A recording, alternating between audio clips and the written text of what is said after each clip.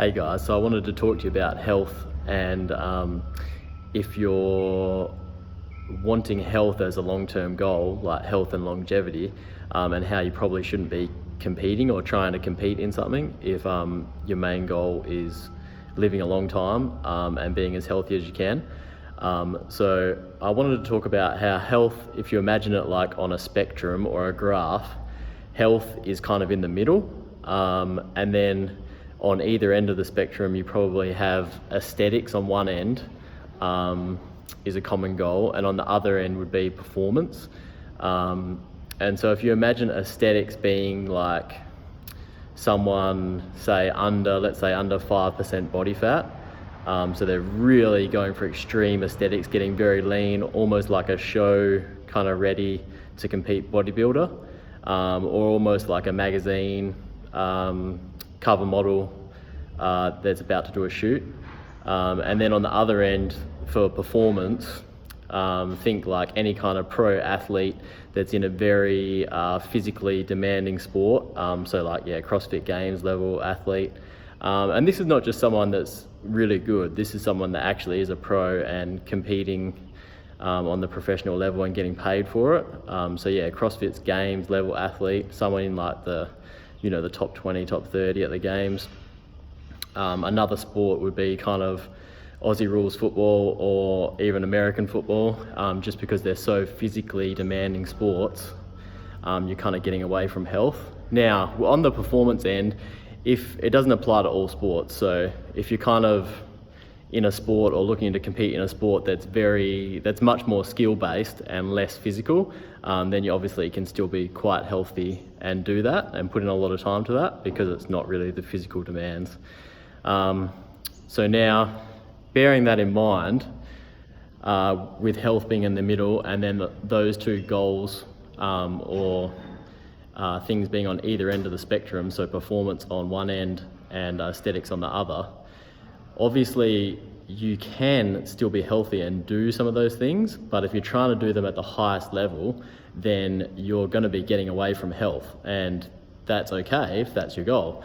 But a lot of people kind of think that doing those things is making them really healthy, and it's not.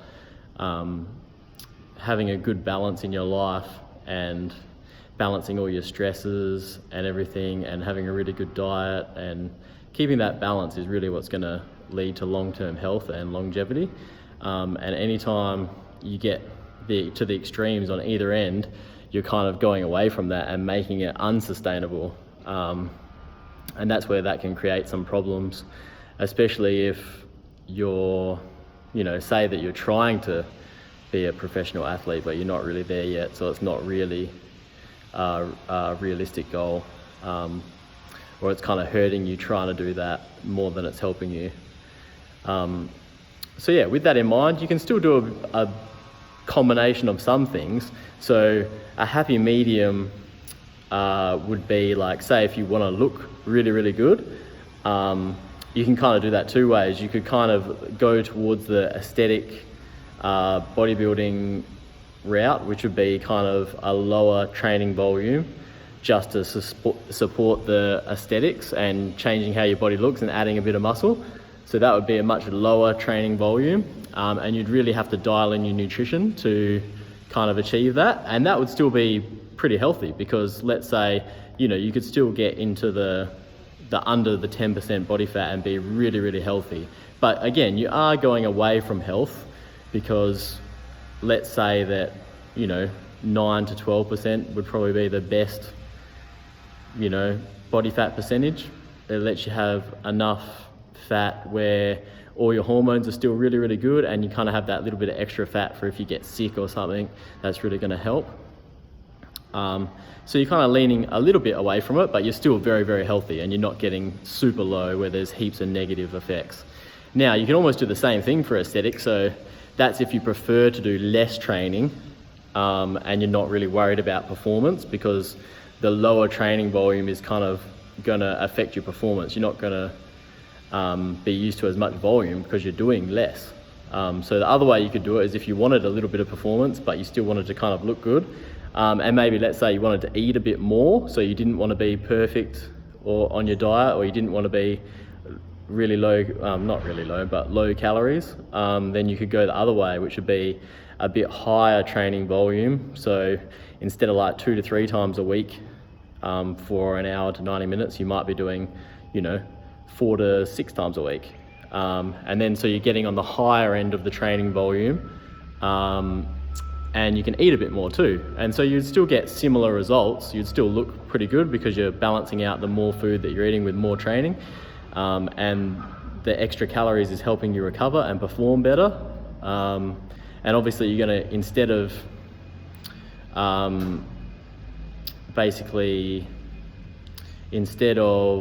going the low calorie route, now you're going the higher calories, which would allow for better performance if that's important to you. And then because you're doing more training, that's obviously going to help you with performance as well, because you're used to doing more volume and things like that. So you can kind of go either way and still be healthy.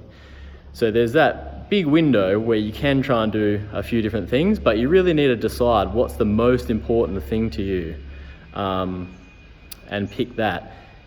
For example, it would be really hard to try and do one of those things and be healthy, really, because even though the bodybuilders look, I don't really think they look super great. I think they look too lean when they're doing their shows, but even though people think they look really good, they're not actually at that point for very long because it's unsustainable. So at the end of the day, when they're at that point for that 1 or 2 days, they're actually not really that healthy.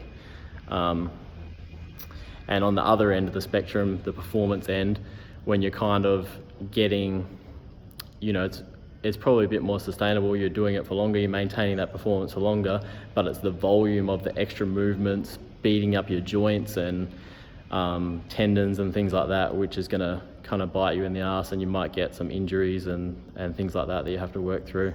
So just wanted to kind of speak about that today and kind of make sure everyone is aware of the different goals and how you kind of can't really do everything, but also bearing in mind that you can still focus on more than one thing, but you need to be very specific about what you want to do, and not beat yourself up so much if, say, you're more focused on aesthetics but your performance isn't increasing because you've said that your focus is health and aesthetics.